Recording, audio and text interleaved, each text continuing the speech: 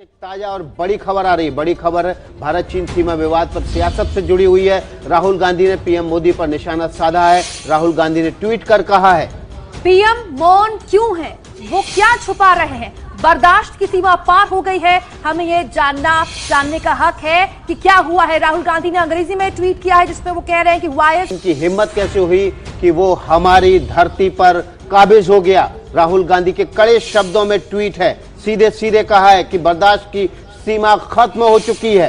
राहुल गांधी सबसे पहले लिखते हैं, प्रधानमंत्री चुप क्यों है। प्रधानमंत्री परसों रात का ये वारदात है जिसमें कई भारतीय फौजियों की जानें गईं से लेकर के अब तक किसी भी तरह से प्रधानमंत्री ने इस पर अपनी राय व्यक्त नहीं की है, ना ही कोई कंडोलेंस मैसेज आया है। राहुल गांधी इसलिए सवाल कर रहे हैं प्रधानमंत्री से कि आखिर ऐसा कौन सा सच है जो आप छुपा रहे हैं। और उन्होंने ये तक लिखा, इनफ इज इनफ, जैसा आप खुद भी पढ़ रही थी, how dare China kill our soldiers, how dare they take our land. जो वास्तविकता है सरकार को हमें बतानी चाहिए और झूले झोलने से हिंदुस्तान की सरहद की हिफाजत नहीं हो सकती। मुझे ये बात भी सही लगती है कि इसके पीछे एक षड्यंत्र है चीन का। चीन की तरफ से सवाल जिसका रेफरेंस मैंने आपको दिया है कि आखिर ऐसी क्या सच्चाई है जिसको छुपाया जा रहा है, प्रधानमंत्री खुद क्यों नहीं बोल रहे, इनफ इज इनफ, इसका मतलब नहीं, देखिए, जहाँ तक प्रधानमंत्री के जो न बोलने का सवाल है उसके बारे में मैं केवल कुछ नहीं कहूँगा, क्योंकि जब प्रधानमंत्री जी जब विपक्ष में थे तो हमें ये एडवाइस करते थे कि आप चीन को लाल आंख क्यों नहीं दिखाते, क्योंकि उस समय अरुणाचल प्रदेश में कुछ लोग, चीन के लोग लाइन ऑफ एक्चुअल कंट्रोल के अंदर आ चुके, हमारी ज़मीन पे आ चुके थे। तो उस समय ऐसी बातें करते थे। हम ऐसी बातें नहीं करना चाहते, क्योंकि हमें मालूम है कि राजनीति प्रधानमंत्री करना जानते हैं। इस किस्म की राजनीति के जो वास्तविकता है वो जनता को मालूम नहीं हो, और यही आज हो रहा है कि एक डिफेंस एनालिस्ट ने हमें पहले ही बता दिया कि 20 लोगों की शहादत हुई। सरकार में बाद में बताया, क्योंकि सरकार का बयान आया केवल 3 लोग की कुर्बानी हुई है, 3 लोग शहीद हुए हैं। फिर जब डिफेंस एनालिस्ट ने पहले ही बोल दिया, उसके बाद ये बात देश को पता चली कि हाँ। आप क्या चाहते हैं सिब्बल साहब सरकार से? आप इस संकट में हम सरकार के साथ खड़े हैं। हम चाहते हैं कि सरकार जो भी ठोस कदम उठाना चाहे उठाए। हाँ, हम कोई सरकार को सलाह नहीं देना चाहते, लेकिन इतना कहेंगे कि जो भी वास्तविकता है वो जनता को बताना बड़ा ज़रूरी है। इनकी जो जाने चुकी हैं, यकीनन इसका हुकूमत की तरफ से एक जवाब देना चाहिए, जिसको कहेंगे एवेंज करना चाहिए। और उसका बेहतरीन तरीक़ा यह है कि चीन को हम हमारी टेरिटरी से उनको हटाएं। जो टेरिटरी उन्होंने भारत की टेरिटरी थी उस पर कब्ज़ा करके बैठे हैं, वरना इन तमाम सिपाहियों की जान जो गई है वो रायगा चले जाएगी। अगर इनकी जान को जो चली गई है रायगा नहीं जाने देना चाहिए। इनकी जान की अगर अहमियत है तो हम वज़ीर आज़म प्राइम मिनिस्टर से, मोदी से इस बात का मुतालबा करते हैं कि आप चीन को हटाइए हमारी ज़मीन से। प्रधानमंत्री जी, आपने इतने दिन बाद विपक्ष को बुलाए हैं, अच्छा किए हैं। देर जरूर किए हैं, लेकिन फिर भी अच्छा किए हैं। बेटा, लेट देन नेवर। मैं प्रधानमंत्री जी को यह गुहार लगाना चाहते हैं कि जो चीना फौजों ने हमारे हिंदुस्तानी जहांबाज फौजों के खून बहाया, हत्या किया, उनके खिलाफ माकूलियात से प्रतिकार होना चाहिए। तनाव चल रहा है, उसको लेकर इस तनाव के बीच में जरूरी है एक नेशनल कंसल्टेशन, सबसे बात करना। मोदी जी का ये हैबिट है अपना अपनी करना, किसी को ना बोलना, फिर उसके बाद अपना अनाउंस कर देना क्या कर रहा है। ये ठीक नहीं है। आज की परिस्थिति में सबको बताना है क्या हो रहा है, किस तरह हो रहा है, क्या घटना है। उसके आधार पर एक कलेक्टिव एक डिसीजन लेके इस परिस्थिति को मुकाबला करना चाहिए। कांग्रेस अध्यक्ष राहुल गांधी ने एक बार फिर मोदी सरकार पर हमला बोल दिया है। राहुल ने आरोप लगाया कि मोदी सरकार ने चीन के सामने सरेंडर कर दिया है। राहुल ने ट्वीट किया है, और जो ट्वीट किया है वो भी हम आपको दिखाते हैं क्या कहा गया है इस ट्वीट में। देखिए, प्रधानमंत्री ने आक्रमण के बाद भारतीय क्षेत्र को चीन को सौंप दिया है। अगर जमीन चीन की है तो हमारे सैनिक क्यों मारे गए, वे कहां मारे गए? देखिए, राहुल गांधी ने इस तरीके से प्रधानमंत्री मोदी पर निशाना साधा, ये कहते हुए कि अगर पीएम ये कह रहे हैं कि भारतीय क्षेत्र में कोई विदेशी नहीं है, तो 5-6 मई को किस बात की झड़प हुई थी और 16-17 जून को 20 सैनिकों की जान आखिर कैसे गई? और साफ तौर पर यह समझा जा सकता है कि कल जो सर्वदलीय बैठक हुई है शायद उसका कोई असर नहीं पड़ा है। बाकी चाहे एनसीपी या फिर तृणमूल कांग्रेस, सभी ने समर्थन देने की बात कही, लेकिन कांग्रेस अलग लाइन पर चल रही है इस वक्त भी। मैं सीधा के साथ विवाद के बीच कांग्रेस ने सरकार पर ताबड़तोड़ निशाना साधा है। सवाल पूछे हैं कि क्या मौजूदा तनाव को चीन की विदेश नीति की नाकामी समझी जाए। राहुल गांधी ने सवाल पूछा है कि सरकार साफ करे कि खतरे के बावजूद हमारे जवान निहत्थे क्यों गए।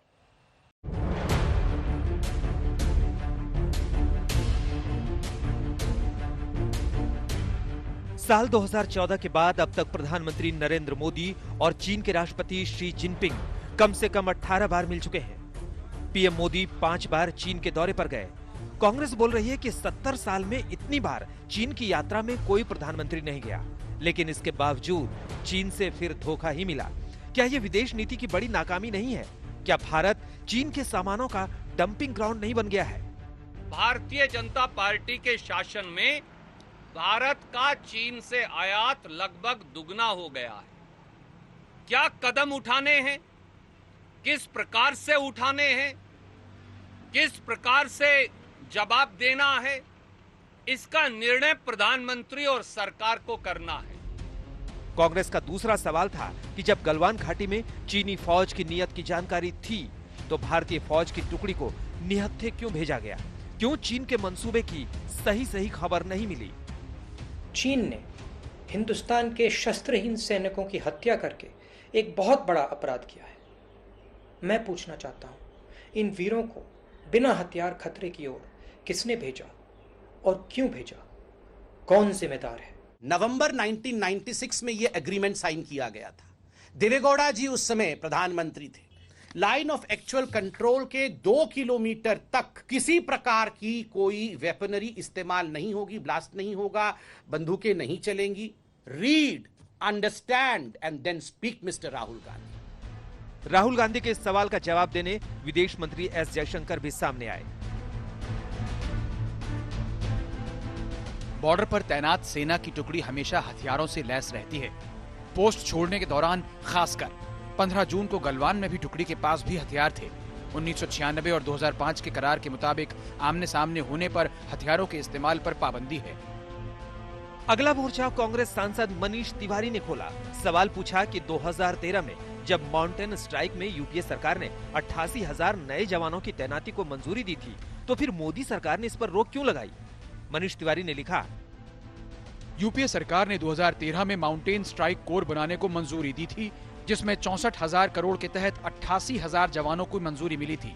इसकी प्रक्रिया 2020 तक पूरी होनी थी, लेकिन 2017 में अरुण जेटली और फिर निर्मला सीतारमण ने इसको रोक दिया था। बहरहाल इन सियासी कसरतों के बीच कल प्रधानमंत्री मोदी ने सर्वदलीय बैठक बुलाई है। इस बैठक में चीन के मसले पर चर्चा होगी। विपक्ष का दावा है कि चीन को करारा जवाब देने के लिए सभी दल सरकार के फैसले। क्या राहुल गांधी ने ट्वीट करके सवाल पूछा है, वो भी देख लीजिए आप। राहुल गांधी ने अब से कुछ देर पहले ट्वीट किया कि क्या भारतीय जमीन पर चीन ने कब्जा किया है।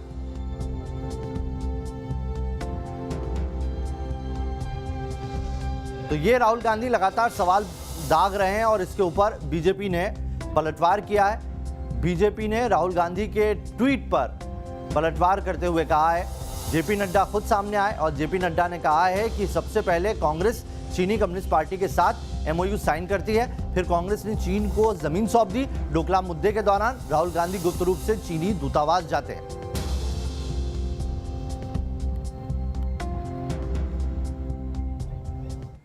अब सवाल यह उठता है कि चीन के खिलाफ जब पूरा देश सरकार के साथ खड़ा है तो कांग्रेस इस पर सियासत क्यों कर रही है? इस तरह के सवाल उठाकर सेना का मनोबल क्यों गिराया जा रहा है?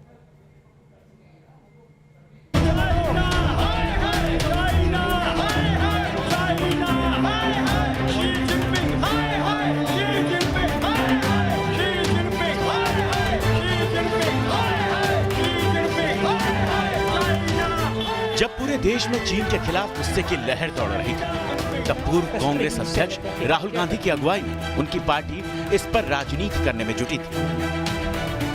जब पूरे देश में बायकॉट चाइना की शपथ ली जा रही थी, तब कांग्रेस केंद्र सरकार को निशाना बनाने की कोशिश में जुटी थी। जब आम जनता से लेकर कारोबारी तक चीन के सामान की होली जला रहे थे, तब भी कांग्रेस की पूरी कोशिश सरकार की घेराबंदी करने की ही थी। सरकार को घेरने की कोशिश में राहुल गांधी ने सर्वदलीय बैठक के एक दिन पहले ही एक वीडियो जारी कर सवाल उठाया था कि गलवान घाटी में भारतीय सैनिक हथियार लेकर क्यों नहीं गए। भाई और बहनों, चीन ने हिंदुस्तान के शस्त्रहीन सैनिकों की हत्या करके एक बहुत बड़ा अपराध किया है। मैं पूछना चाहता हूं, इन वीरों को बिना हथियार खतरे की ओर किसने भेजा और क्यों भेजा? कौन जिम्मेदार है? सर्वदलीय बैठक में प्रधानमंत्री ने सभी दलों को न केवल मौजूदा स्थिति की जानकारी दी, बल्कि सबकी आशंकाओं का जवाब भी दिया। इसके बाद भी कांग्रेस सरकार को घेरने की कोशिश में लगी रही। कभी प्रधानमंत्री को सरेंडर मोदी कहा, कभी सेना के बिना हथियार लिए जाने पर सवाल खड़ा किया, कभी प्रधानमंत्री पर चुप रहने और सवाल से बचने का आरोप लगाया।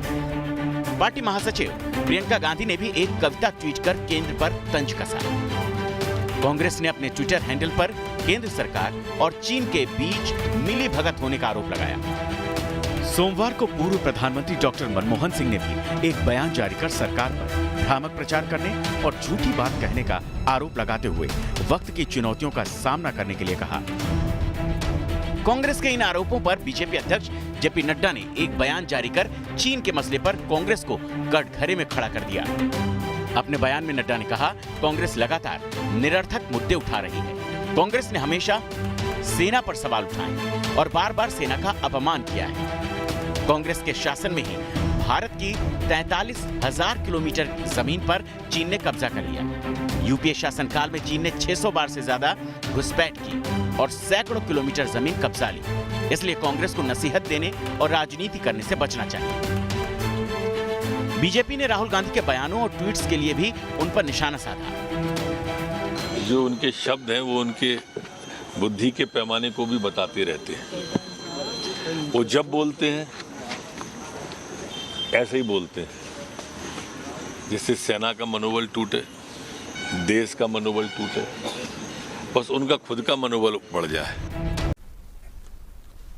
भारत माता के वीर सपूतों ने गलवान वैली में हमारी मातृभूमि की रक्षा करते हुए सर्वोच्च बलिदान दिया है। मैं देश की सेवा में उनके इस महान बलिदान के लिए उन्हें नमन करता हूं। उन्हें कृतज्ञतापूर्वक श्रद्धांजलि देता हूं। दुख की इस कठिन घड़ी में हमारे इन शहीदों के परिजनों के प्रति मैं अपनी संवेदना व्यक्त करता हूं। आज पूरा देश आपके साथ है। देश की भावनाएं आपके साथ है। चाहे स्थिति कुछ भी हो, परिस्थिति कुछ भी हो, भारत पूरी दृढ़ता से देश की एक एक इंच जमीन की, देश के स्वाभिमान की रक्षा करेगा। उधर लद्दाख के बीजेपी एमपी ने एक ऑडियो जारी किया है। इस ऑडियो क्लिप में कांग्रेस काउंसलर जाकिर हुसैन मुल्क के खिलाफ और चीन के हक में बोल रहा है। जाकिर अपने दोस्त से गलवान वैली में हुई झड़प की बनावटी किस्से बयान कर रहा है। इस क्लिप के वायरल होने के बाद कारगिल में कांग्रेस लीडर को गिरफ्तार किया गया है। वालों ने सारा ब्लैक बेल्ट लेके लाके इनकी धज्जियां उड़ा के रख दिया। इन्होंने गोली चलाई ही नहीं। इनके चाइना के वो ब्लैक बेल्ट, वो कमांडोज वगैरह आ गया, धज्जियां उड़ा के चला गया। अच्छा, ये गलवान कितना बड़ा एरिया है? ये गलवान एरिया ये बहुत बड़ा एरिया है यार, 135 किलोमीटर ये अंदर आ चुका है। तो अब अंदाजा लगा क्या ये मारेगा? अगर ये चाइनीज फौज 135 किलोमीटर अंदर आ गया हमारा एरिया में। हाँ, अगर वो अगर इनमें ताकत होता तो वो पहले मारने से पहले उनको 135 किलोमीटर आने नहीं देता। उन्होंने मार के 135 किलोमीटर इसलिए इनको भगाया है, तब ये चाइनीज और चाइना वाले 135 किलोमीटर अंदर पहुंचा है। कसम से हालत बुरा है। अच्छा, हाँ, वरना वो मोदी कितना चिल्लाता था सर्जिकल स्ट्राइक। अब कितने फौजी मर गए वहाँ? देखो निसार, ये एग्जैक्ट फिगर दे नहीं रहा है, लेकिन मरा बहुत है, बहुत ज्यादा मरा है। अभी तक ये 20 बोलते हैं, लेकिन मुझे लगता है कम से कम 200-250 लोग इनके मर चुके हैं। भाई गॉड। अच्छा, मुझे ये बताओ, फायरिंग वायरिंग हुआ नहीं? अबे फायरिंग क्या, वो तो सामने आके के बाद जमीन पे लेटाते हैं, इसके बाद गोली मारते जाते हैं। उनका भी मैंने सुना है कुछ जख्मी हुआ है, मरा नहीं है। अच्छा, ये तो बोलते 135 लोग मारे, 60 मारे। क्या खाक मारे। अच्छा, अब वो गलवान वैली उन्होंने पूरा चिपका लिया है। चिपका लिया। और वो जो लेक थी, वो क्या पेंगुइन लेक, वो भी पेंगोंग लेक के नजदीक पहुंचा हुआ है। अच्छा, तो मतलब ये चैप्टर खत्म है उधर का? ओ यार, अगर पेंगोंग लेक ले लिया ना तो फिर हिंदुस्तान के पास बचता क्या है? फिर ले और करगिल करना क्या है हिंदुस्तान को? ओ यार, तो एक काम कर, पैसा शैसा कुछ जमा रखा है, तू इधर आजा, मैं तेरे को मकान दिलाऊंगा करगिल कश्मीर के साथ। तो मतलब हालात बड़ा बुरा। ये तो बोलता है वो किया, ये किया, मोदी जी वो करेगा, फुट करेगा, टुट करेगा। ये ले का आधा हिस्सा जो है चाइना लेना चाहिए बस। लेना चाहिए कि ले गया है? फिर पता क्या होगा? फिर दिल्ली में लद्दाख यूटी के 1000 टुकड़े हो जाएंगे। फिर उसके हो जाएंगे, बराबर हो जाएंगे। फिर 370 में वापस मिलेगा। 370 की वजह से ये सब कुछ हो गया। चाइना का फॉरेन मिनिस्टर तो बोलता है हम लद्दाख को इंडिया से जल्दी आजाद करा देंगे 1 महीने के अंदर। तो हमारा क्या होगा कश्मीरियों का? कश्मीर को भेज देंगे हम पाकिस्तान।